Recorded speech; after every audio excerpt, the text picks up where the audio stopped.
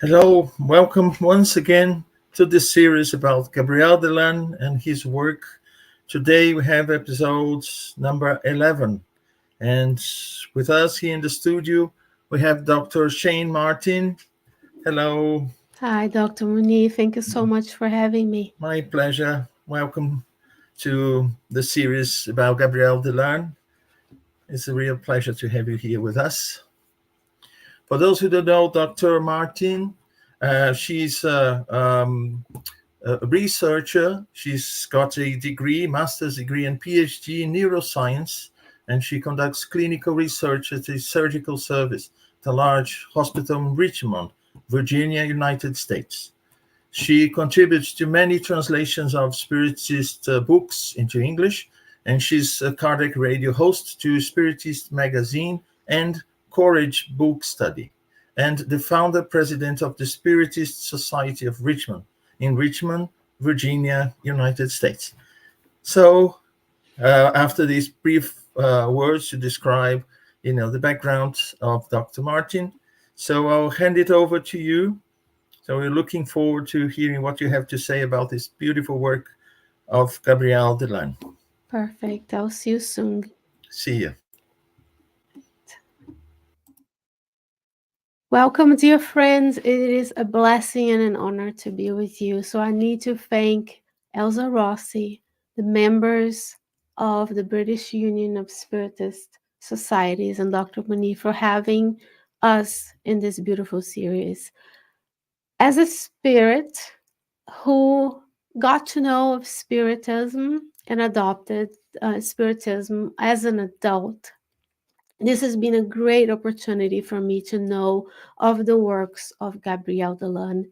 Many of us focus on the works of Kardec, Leon Denis, Chico Xavier, Divaldo, and many others, but some of the pioneers of Spiritism are still yet for us to know. So this has been such a personal journey of knowledge, and I would be amiss not to mention this is episode 11. Therefore, dear friends, there are 10 other episodes that we must, as viewers and listeners, we must watch so we can benefit and learn from them, the previous speakers. Even though we could spend the whole year, every week, every day talking about Gabriel Delanne and his works, we only have an hour each time, and just a snippet of what we can learn. And this should give us an opportunity to grow the seed of curiosity and let us back to these beautiful teachings and these beautiful works. But who was Gabriel Delanne? Here you see a picture of him in his later age. Before we can discuss his work as a pioneer on the science of reincarnation, we need to know who he is. Now, the context of his life, how comprehensive of a view we get a resumed, concise view today. But the first episode with Charles Kemp is the main source of our inspiration, the brilliant work of researching all of these beautiful writers and, let's say, founders and pioneers in Spiritism. In his talk, he gives the whole background of Delanne and all of his works. And it wouldn't be justice to me to say that this is from me. This is really from Charles Kemp. And I learned so much from him every time. And we'll talk about who was Gabriel Delanne, his context, where he was, because as a spirit, as spirits incarnated on the earth, we are the result and the sum of everything we've done in other lives, plus this life, multiplied by the grace of God, right? So we want to understand who he was, where he is, and also talk a little bit about the scientific process and what makes Gabriel Delanne a pioneer scientist on the topic of reincarnation. So, Francois Marie Gabriel Delanne was born in Paris, France. His father was Alexander Delanne, and his mother was Alexandrine de Delot. They were businessmen and women in Paris, and Delanne himself was born March 23rd, 1857. Now, almost 1 month before Kardec publishes the first edition of the Spirit's book. Therefore, we know from the works presented by Charles Kemp that his family knew of Kardec, that Delanne had the opportunity to be in the presence of Kardec and live around him. Of course, as a child, by the time Kardec discarnates, Delanne is only about 11, 12 years old, if I have my math correctly. Also, he discarnated in 1926, which happens to be 2 years after the publication of the book Reincarnation, which is this prime work of collecting and displaying to us and making a case for the science of reincarnation. So Delanne, just like you and I, was incarnated in a family, in a place and time. His background gave us an idea of how the Spiritist teachings and doctrine must have influenced his work, how proud he was of being a Spiritist, and how much he worked to bring to us this legacy of all the works of Spiritism that you and I can take advantage of today. He did have many health and financial issues. He had his studies in engineering interrupted due to financial conditions. So, just to bring to you the idea that we are, just as he was subjected to the vicissitudes of the physical body, yet he persisted. The pivotal influence of his family in his work gives to you and I an idea of how we can, through our study, through our application of the Spiritist doctrine in our daily life, inspire the new generation to also become Spiritists and pass along and continue the work that was started long ago with Allan Kardec, Leon Denis, Gabriel Delanne, and many others. To give you an idea of some of the works of Delanne, we have Spiritism Before Science, the Spiritist Phenomena, um, Anemic Evolution or Evolution of the Soul, Researches in Mediumship, The Soul is Immortal, and Reincarnation. By no means this is a comprehensive list. This just gives you an idea of the works and the amount of dedication and care and carefulness that he has taken to be able to compile all this work and bring it to us. So many of us are yet to still read the comprehensive list of his books. Of course, he was also part of two Spiritist magazines of the time. Now I'm going to butcher because I don't speak French, but Les Spiritism and Review Scientific et Morale du Spiritism. And if you go to the first talk of this series, you get the references from Charles Kemp. It's all available free of charge. So many of his works are still yet to be known, yet it's pivotal that what we see today in the more contemporary publications such as André Louise, Emmanuel, and others esteem to be a continuation of the works compiled by Allan Kardec and by Gabriel Delanne that brings to us the comprehensive view of the Spiritist principles. Now that we know a little bit about Delanne, that we bring to the context that he was a Spiritist, born in a family that started Spiritism around 1861, who was able to live in the presence of Kardec and know of him, and then later dedicated his life to these works. We'll talk a little bit about how we consider him a pioneer on the science of reincarnation. But in order for us to talk about science, we need to talk about the methods that scientists use to draw conclusions, to accept or refute hypotheses, and build upon the knowledge of science of the time. Current accepted methods of scientific investigation can be seen and felt as you read the book Reincarnation, as we're going to talk about in a little more detail later. Gabriel Delanne was pragmatic, data driven. He brought an objective knowledge to prove that reincarnation was a fact, not believing that it is, not knowing that it is, but actually, what is the evidence that we can use to conclude that reincarnation is a proven fact? So nowadays, as you know, of course, as new methods arises,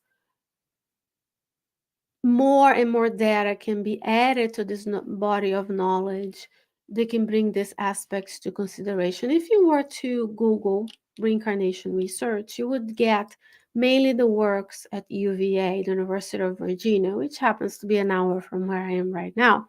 You would find Ian Stevenson and more recently Jim Tucker as the pioneers in the science of reincarnation. And if you look at what Dr. Stevenson and Tuckers do, it's pretty much what Gabriel Delanne did in 1924, the year of publication of the book Reincarnation. So let's talk about the way scientists think so that we can talk about how that way of thinking, the methodology, can be found in every aspect of all of the books of Delanne, with emphasis today on the book Reincarnation. So we first collect information, make observations, and from those observations, we formulate hypotheses, the way we think we can explain what we see. Then we go and design, and I say we because Dr. Moni is also a scientist and many others who presented on the panel, but I'm just talking scientists in general.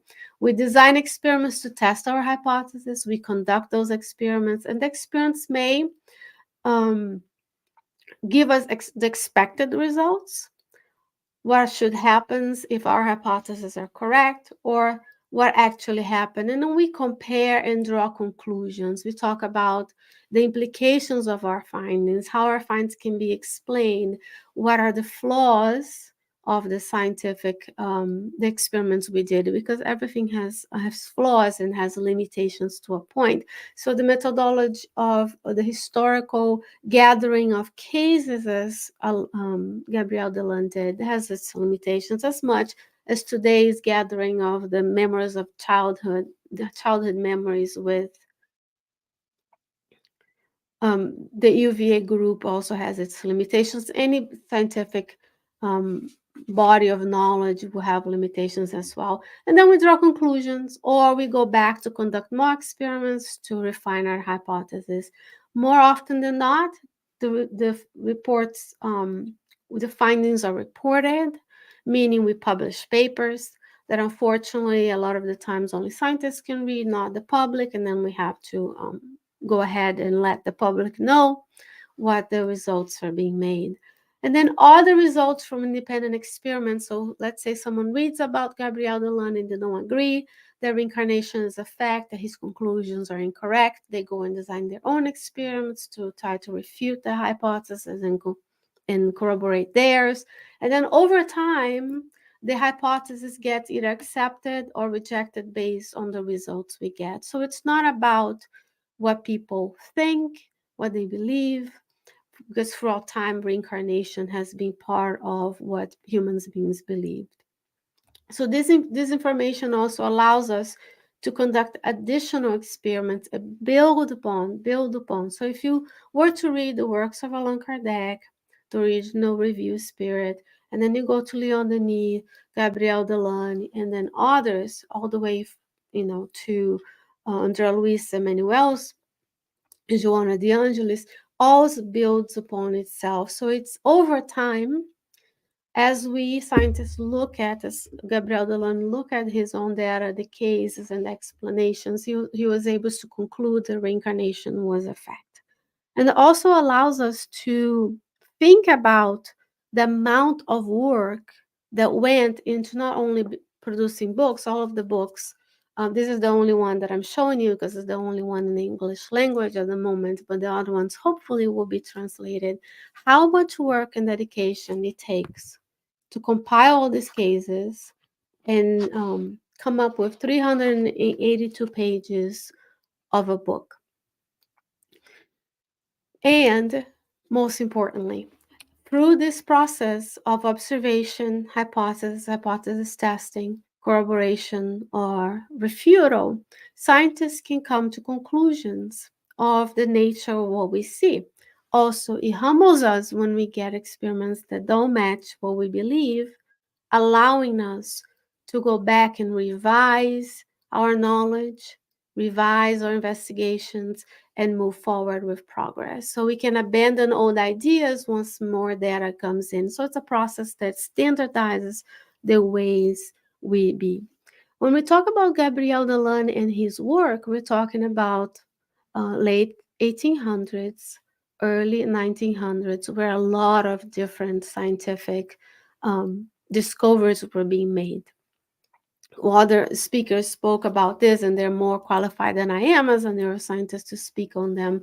But we have this progress in humanity. So look at our own decade, this decade in the past, how much we went from when I was in college, we wrote our presentations in transparency. So I'm dating myself here. Today, we are able to be together from all places in the world in one time, in this case in UK time. So we are using technology that I didn't build, that maybe you did, but leaps and bounds of knowledge and creativity. And then this is what we see also in the works of of Gabriel Delanne. And he focused on data, and that's very important. That is not just seeing a few things and main conclusions, but hard, pragmatic, detailed explanations, careful, consistent ways of writing, describing the cases that would build evidence for the theory of successive lives. It was not based on belief. He compiled data from many different sources, from many, as we're going to see, from many different disciplines to build a case of what he wrote on the book. So it wasn't an opinion blog post, it was hard, focused data. He also, if you read all his books and his work, you will find an academic style of writing. And why do I emphasize the academic style of writing? Because it includes bibliographical review, includes citing others who did work before he did. It tells us about what the case itself was. For example, there's a whole chapter on child prodigies, there's a whole chapter on deja vu, there are chapters on induced memories through trance, through magnetism, through hypnosis. And those are all compiled, categorized, quoted with proper sources. And then he comes on top of it and adds if this if and then statements, if memories can be retrieved, then we should be able to see X, Y, and Z. And that's the work of a pragmatic scientist. He was open also to find that through evidence he might be wrong. And he also talks about the implications, the conclusions, the flaws, because every experiment, every case has flaws as well, as we're going to see. And third, the comprehensive and detailed catalog of cases of reincarnation, which is the main part of this book. He also talks about, as we're going to see, perispiritual body, formation of memories, how memories are stored and passed along this life and many lives, how animals evolve over time, and then the cases of reincarnation when it comes to be in the human kingdom, all with um, critical evaluation of data, pros and cons, pros, cons, conclusions, and implications, starting with the historical aspect of the theory of successive lives. Because after all, when you're trying to start, when you're starting a new field, you have to build upon nothing, pretty much, right? But the works of Kardec, Leon Denis, Delanne are for you and I the touchstone for our own scientific inquiry, because spiritism is not just a philosophy, it's not just a religion, but it's a science. Meaning, what I find today, what I study today, needs to be built upon those who came before me. So let's go back and look at how um, the structure of this work, especially the book Reincarnation, brings us to the conclusion of this pioneer in the science of reincarnation. So I talk a lot about data. I am a scientist myself, and if there's no data, there's no way I can substantiate my claims. So detailed description of cases. He brings who they were, where they lived, which if they had information of what they did for a living, who was around them, what the event was that brought the case forward, right? He also talks about different data from spiritist seances or spiritist meetings themselves, spiritist workers themselves, and researchers. He talks about the work of magnetizers, those who follow Mesmer, spiritualists, skeptics, hypnotizers. Why would he be describing in detail these cases if he was just trying to prove his own point?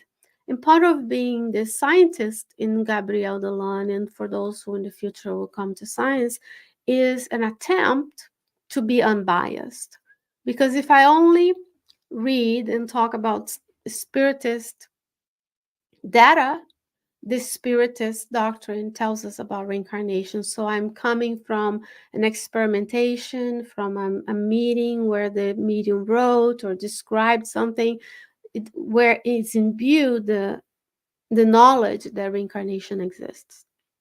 So it wasn't just what he saw himself as a spiritist, who was also part of the management and conduction of spiritist federations, of the magazines he was editor of course, the spiritist group he participated in. It was just not just observation, but critical evaluation. So he was, just as Kardec compiled the teachings of the spirits, by the time Gabriel Delanne was doing all this work in late 1800s, early 1900s, he was also compiling all this data from all the sources that would write to him. Of course, we're talking about times when you physically wrote letters, but he's bringing all of the ideas and dissecting them like layers, like we used to do in college.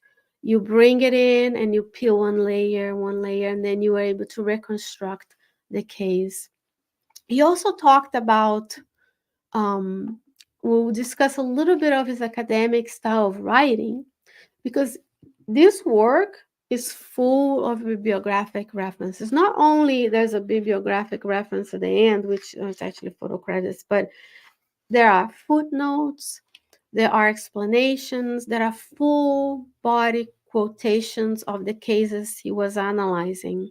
So he described in the first part of the book the historical aspect of the theory of successful lives, the description of the previous literature, if any, right? If you're starting a new field, then there might not be any. You have to build it, and people will be more critical because there's nothing for you to compare with, but also the possible flaws and strengths of each case. So he describes a case of a lady who was able to remember a previous life in France where she was a famous person at the court, but also a life where she was in India. And he argues, as an example, for us to discuss these possible flaws and strengths and weaknesses and limitations, how perhaps the idea of being a French person in the court or important came from the fact that the family may have told. There was there are historical aspects. There are studies we can do. We can go, in that case, to the libraries and read. While a memory and ability to speak a foreign language that this young person hadn't learned might be more credible to being a memory of a reincarnation, because there was nowhere for that child to have read a story or to have heard about a story of an Indian person and speak the way she spoke during the case, the trance of this case, and be able to dance and behave as she was in the previous life. So those memories must have been retrieved in order for her to be able to do this. And he would cite many other um, researchers at the time, those who were doing experiments to test the mortality of the soul, mediumship, William Crookes, Russia's Delanne, I'm sorry by the pronunciation, and this psychologist by the name Florent Roy. So he, using these bibliographic references, looking at who came before him, because as we know, reincarnation is not just for spiritists. Reincarnations come the notion of reincarnation of successive lives. We have Plato, Pythagoras, we have the Bible references to reincarnation. Jesus himself said we couldn't see the kingdom of God unless we were reborn. So he is truly, as a scientist, if you were to write a paper right now, you would start with reviewing. I have an idea. I think I can explain something. I will go look for what was done before me, and I would criticize it, and not criticize in a negative manner, but I will analyze it. Is this valid, or the methods appropriate? Are the conclusions drawn by that researcher correctly? And what are the limitations of each case? So he carefully crafted arguments based on previous observation.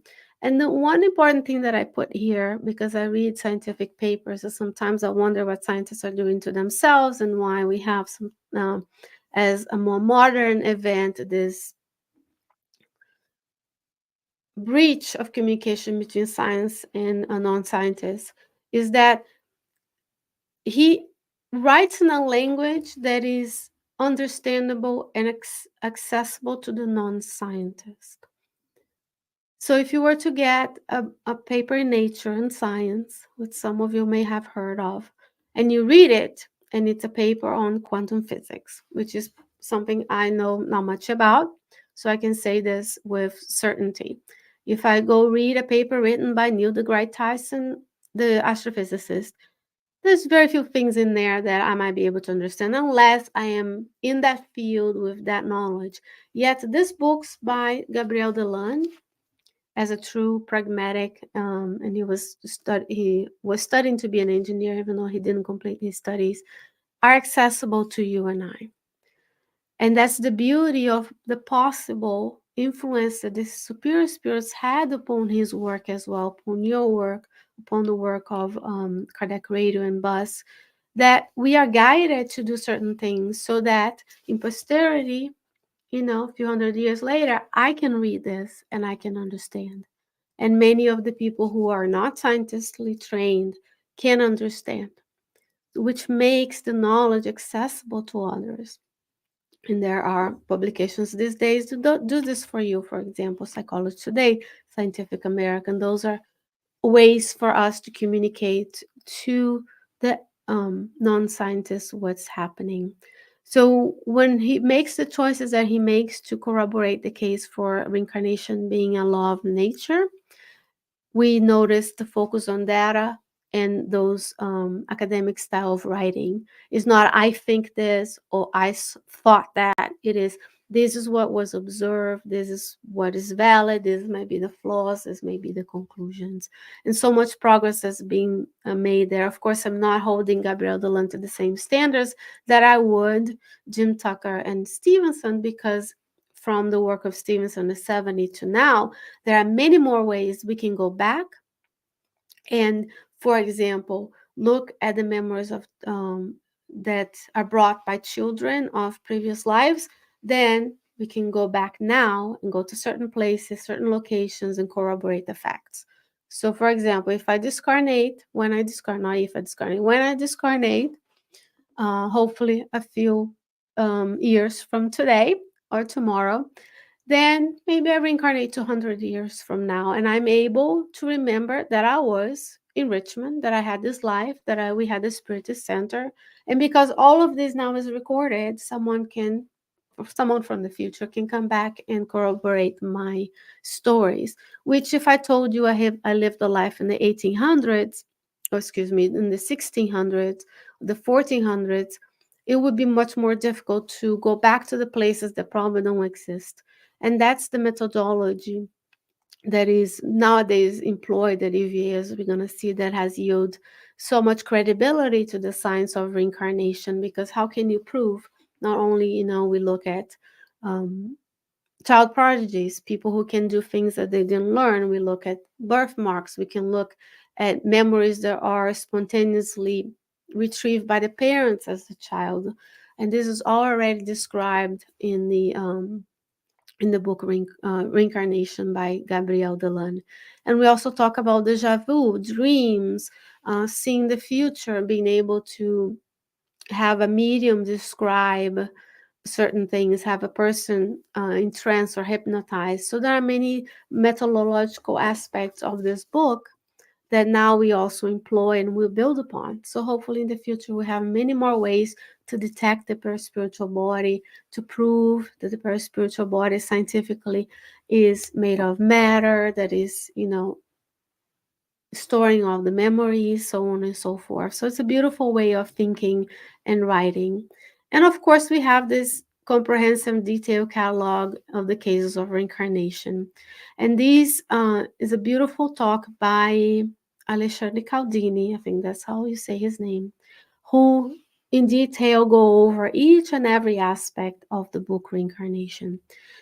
Because this book will show to you step by step how Gabriel Delanne, using this scientific approach, can build a case and organize it, the thought process, for us to truly know that he was this pioneer in bringing to us the science, the objective science of the multiple lives. So let me just make sure. Still online. So in this book, as we're gonna see, he will first build the historical aspect. Remember the introduction, how things were built over time. How have we, as civilizations and people over time, believed or didn't believe in the science or the existence of successive lives? Then he will go over. Let me see. There you go. He will go over the scientific basis of reincarnation, the properties of the perispirit that allow us to build memories and retrieve memories in this lifetime, and how these memories can be then now in future lifetimes be retrieved, how we build memory in general, right? Scientists are still working on how memories are built, because many of the things that you've experienced as a 1 year old, a 2 year old, today, if I ask you to think of them, you're not going to potentially be able to retrieve those memories. But then as time goes on, we can induce certain states of consciousness where those memories can be retrieved.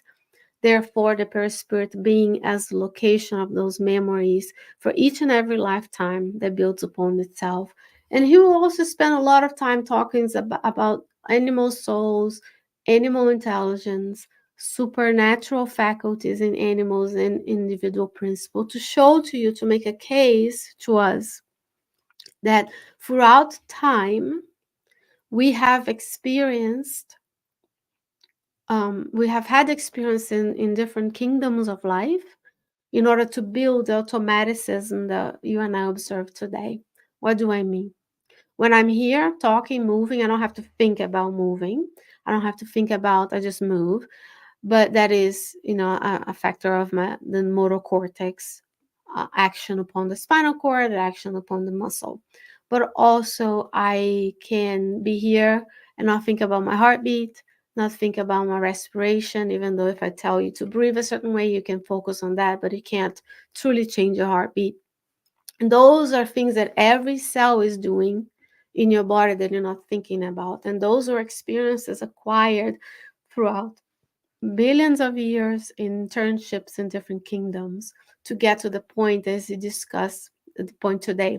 And these items 3, 4, and 5 can be truly seen in the book Evolution into Worlds by Andrea Luiz, who comes in 1948, if I'm not mistaken. So many decades after the publication of this book, Andrea Luiz explained to us how we evolve and evolution happens in this world, in other worlds, in the spiritual world, that we can build this mechanism where today, as a human, you can exist and have control over every single cell of your spiritual body, which has implications for health and wellness as well, that will not be discussed today, but is part. Then he makes a beautiful case of memories, how memories are made, how memories are stored, how even within this lifetime we forget things, but we can be helped to remember them, and that would be the mechanisms by which memories would be able to be retrieved from previous lives. And he will talk about the experiments in memory retrieval memories that come spontaneously or memories that come through experimentation. Because this is pretty much one of the main arguments against reincarnation. Because people may say, and he says this on his book towards the end, he talks about how if reincarnation was true, why don't we all know about it? Why don't we all remember what we were in previous lives? Although we have to know, we know in Spiritism of the blessed forgetfulness of the past, right? It's hard enough to remember, let's say, traumatic memories from this life, imagining knowing what we did 5 lifetimes ago, and how would we handle emotionally, spiritually, and psychologically the effects of that. So he talks a lot about memory formation and retrieval. He talks about how heredity and child prodigies occur. So, for example, he talks about musicians, artists, how this, and it's all still within this data. He explains each case. He talks about famous people, right? Mozart, Bach, folks who at very young age can do things that it would take us a long time to build. It can only be explained by a previous information, previous knowledge acquired in a different life, previous skills that remain latent on us and can show in this ways. It talks about artists, poets. It gives a whole, that's the part of the data. He shows the data, but he doesn't haphazardly presents the data. He categorizes the data. He puts all the cases that are similar together and explains why. Again, he talks about limitations in the reminiscence studies, how people spontaneously remember their lives, or they are under experimentation remembering lives, how dreams can allow us to remember previous lives as well and difference. And then he moves on to facts involving remembrance of past lives, cases of reincarnation announced in advance, the arguments in favor of reincarnation, and the conclusion. For detail in each and every chapter of this book, Alexandre Caldini's presentation is amazing and phenomenal, because he will break down a lot of the examples, a lot of the cases with the same diligence as Gabriel Delanne has done. So you can see through the structure of the book, and the other books are similar, how he was pioneer in this area, because he was able to demonstrate how it's logical that we are. First, he's going again, data from multiple sources, from multiple locations, from multiple mediums, from multiple experimenters, some spiritists, some not.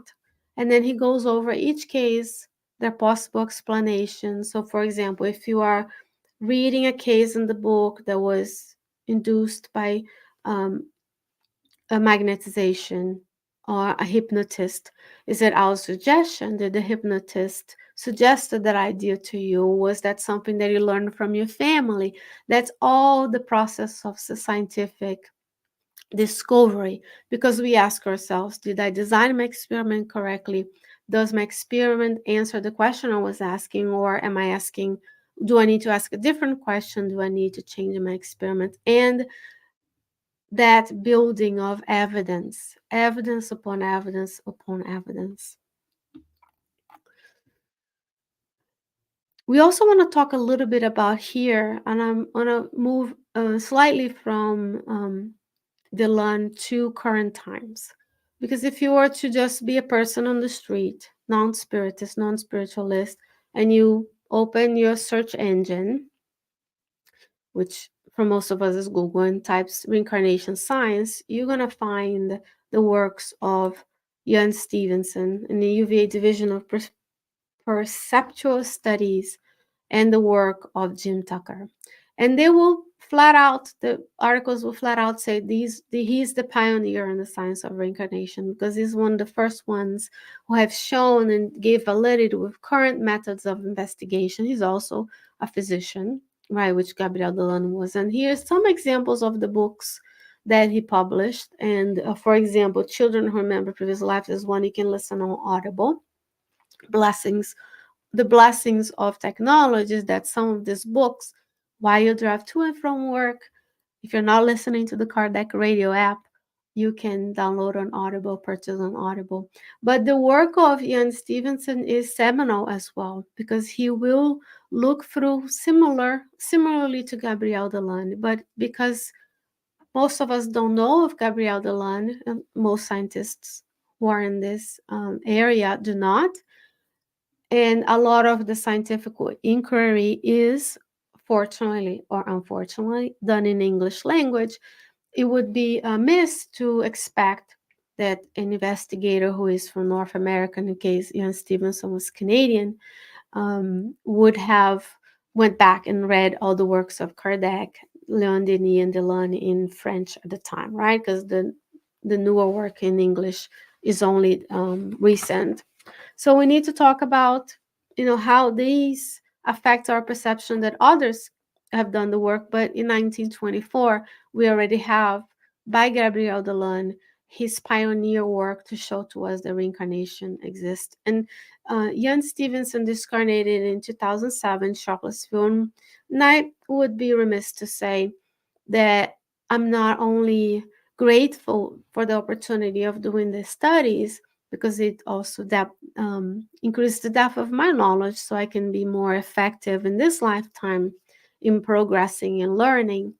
But also, I want to thank Delanne himself for bringing this to us, because in the book, as a side in the book, After Death by Leon Denis, chapter 49, Leon Denis reminds us that every time you pick a book and you're reading from a book, let's say this one is from Delanne, this one next to me is from Andre Louise. Every time you are reading a book, you're connecting with that author. So, what kind of authors are we connecting to, right? Because it's beautiful for us to come here and watch all the series and know about Delanne, but the question is, what are we doing with the knowledge? So, as I present the work of Ian Stevenson and Jim Tucker, I thank them for bringing this to the light of modern science, something that was already done by de Leon Denis in 1924, but the science of today is a science of today. So and of course, because it's a new field, if you go look at their history themselves, they get a lot of criticism from going against the stream, if you will. And currently, Jim Tucker is the one who leads the division of perceptual studies. These are some of his books. Again, you can also listen to them on Audible. You can come here to Richmond and visit us. We are 1 hour from UVA. We can probably go there and visit Monticello and UVA in one day easily. But it's very important because they are still doing research on reincarnation.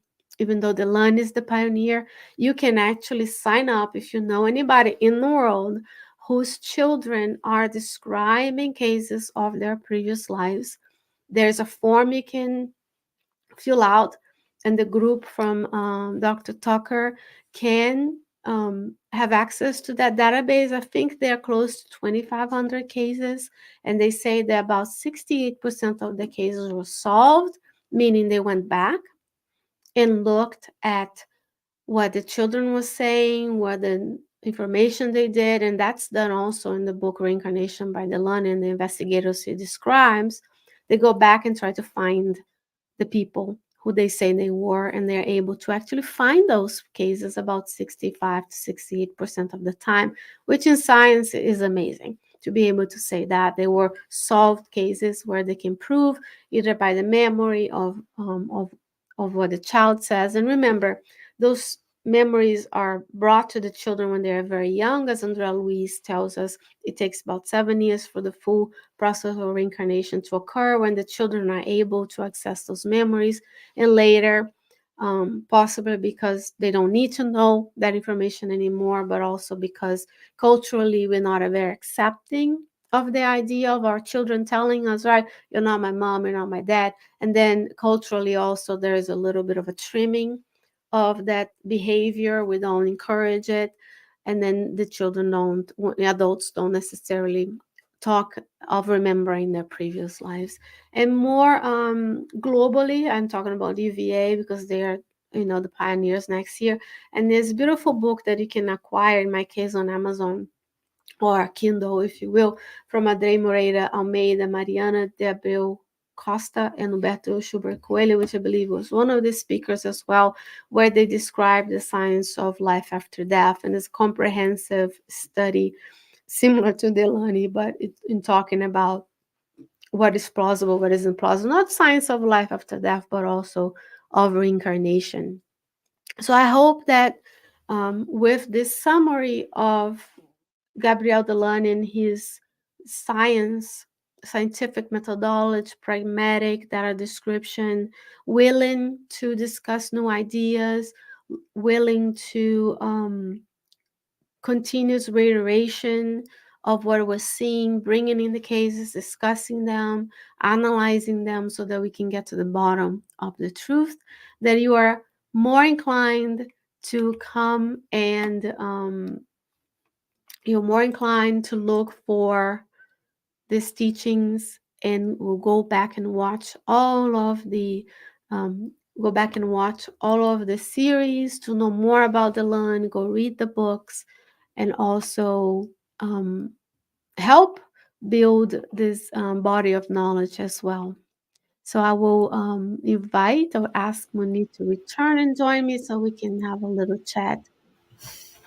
Little Yes. differences, okay. So thank you so much, Dr. Martin, for your brilliant presentation. It's wonderful to see, um, you know, uh, people bringing their perception of Delanne's work. But to me, what I get out of all the presentations is that he did a beautiful work. He wrote in a very neat, accessible way so that people could understand.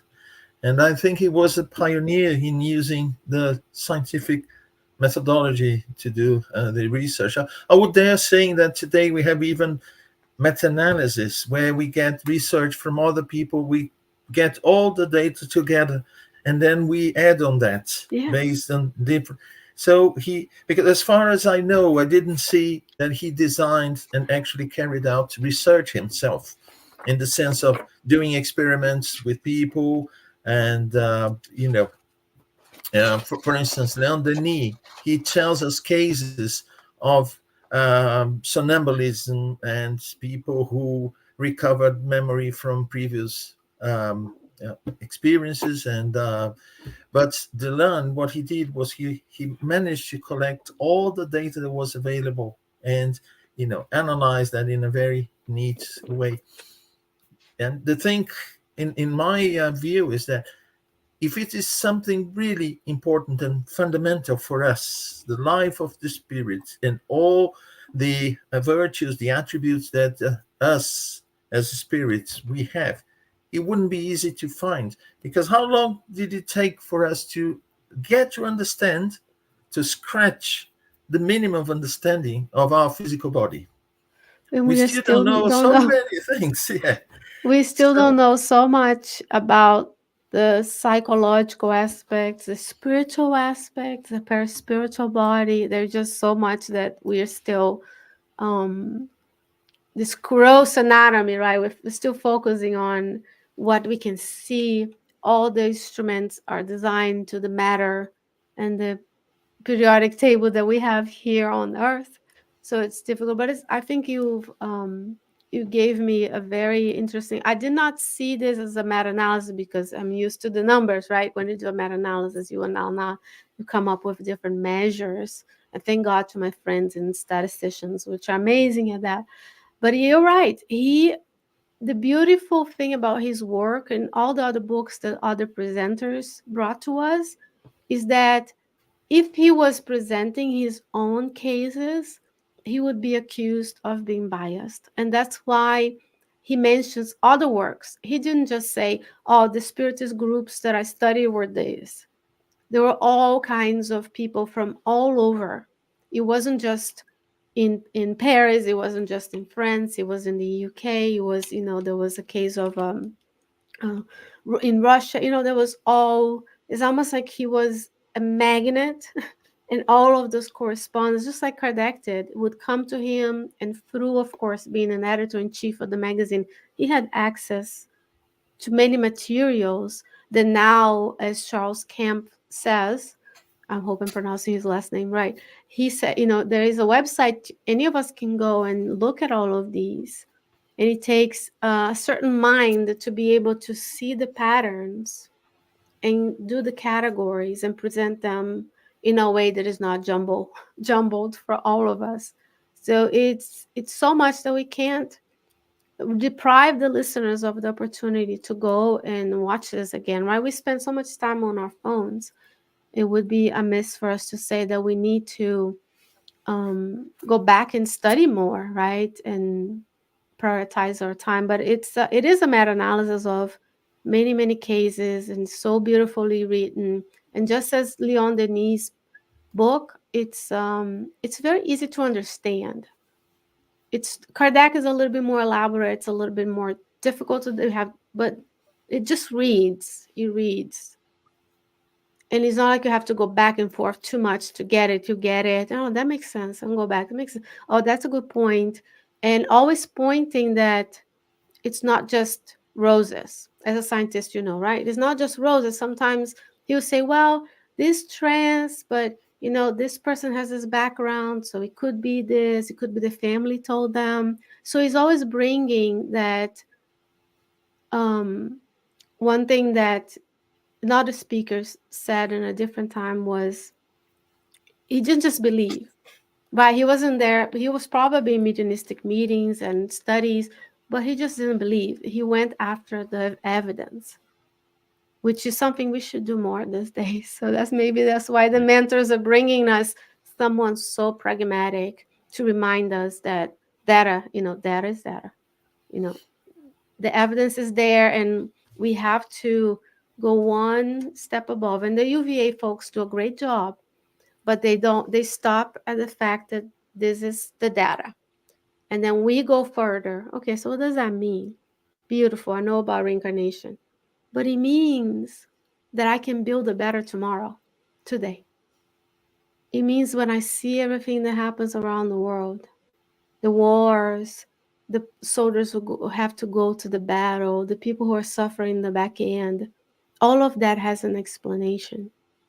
And then we are building by our choices today where we're going to land in the future. It's not a punishment, it's just a consequence. So it's important for us to go on the moral, because one of the magazines that I was, it's, the scientific and moral of aspects of spiritism. So everything that he taught us was, okay, what does that mean for my life? It means that maybe Munir and I have met in previous lives, so today we're here. Maybe I met my spouse. It's something we have to work on. My children, my coworkers. It's not just a lottery, you Yeah. know. Yeah. Let me ask you a question. Do you think that it's right to say that Kardec used a scientific methodology to get information about spiritual life brought, by the spirits to create a body of knowledge? And then Leon Denis and especially Gabriel Delanne, they did the same thing to bring evidence about this information or this body of knowledge that was presented by the spirits and compiled by Allan Kardec. Definitely, Kardec was such a educator, right? And he, the same way Delanne compiled these cases here, Kardec compiled the teachings of the spirit. So he had to have this keen eye for critical evaluation. And when I use the word critical, I wish I had a different word in my mind today, because it's not criticism as in mean, I'm being mean, but he's a critically looking. This makes sense. This does, like, why not? And he just didn't have, I mean, he did experiments, right? Kardec did experiments. He was with the mediums, he questioned the mediums, and he reported his findings, but the findings he only rested when the findings were corroborated by one another. He didn't publish something that was incongruent. There, if you look at the spirit's book, all the books match. And that tells you also the preparation that the spirits received before reincarnating. The spirits that were around them, guiding them, because this comes from It doesn't come from us. It comes from the superior spirits that are asking us, "Oh, you're here. What are you gonna do with your time?" And then as we put the effort, then they come help us. So if you have a difficulty, if you have something you have to do, the more we do, more they inspire us, and they, just as you know, Chico Xavier, when he would write, right? You see on the books, and then later Emmanuel would be correcting, and then what we see is the end result of that work. That is dedication. It's not science per se in the same way, but it's dedication, and all of them have health issues too, and then we complain about our health. But I like to bring these aspects to remind us that these were incarnated beings on missions, and this could be us in our smaller missions, but it's still valid, right? If we improve ourselves, and if we help our families, we help our community, the whole world gets better. So that's also a win-win. And if we had more of a scientific mindset, not the scientific mindsets of arrogance and bad, I'm a scientist, none of that, but like this critical evaluation, that you see, is it what I'm reading right? Is it trustworthy? Is it from a source that is reasonable? Instead of just, I see it, I believe it. I see a spirit. It must be Jesus. Like this naivete of our still infancy in terms of dealing with these issues. But I think you're right. Kardec, Leon Denis, all scientists building upon, right? And also we have to think about, there were spiritualists, there were spiritists, there were people who believe in the reincarnation, there were people who didn't believe in reincarnation. Because in order to believe in reincarnation, you have to believe that you're a soul, that you can survive the death of the body. So, there's steps to get to the point of saying, yes, and the soul returns. So Gabriel Delanne was in this conversation with other people, if you watch Charles' presentation, with other people who even took over the Spiritist magazine of Kardec's time. So he was having this conversation and so brilliantly could write and make an argument. It's a lost art that we can learn from him. Yeah. So we're getting to the end of our talk today. But before we go, we have some announcements to make. We have here with us saying hello Sandra Jimenez, Elsa Rossi, Faye Waddington. We also have some friends from the UK, Vanessa and Talis. They are watching with Elsa. So thank you so much for your hello and comments. Before we go, so I'll make some announcements. This, in principle, is the last talk of the series, but next month we will have all the speakers together. We will have a round table on the 10th of December, same time, 7 p.m. UK time, GMT, where we have the opportunity to hear each one of the speakers, having them all together, giving us their impression about this experience of reading one of the works of Gabriel Delanne, and what it meant to each one of them. So I hope to see you all there. It's on the 10th of December, the second Sunday this time, not the first, the 2nd of December, 7 p.m. GM time. So see you all there.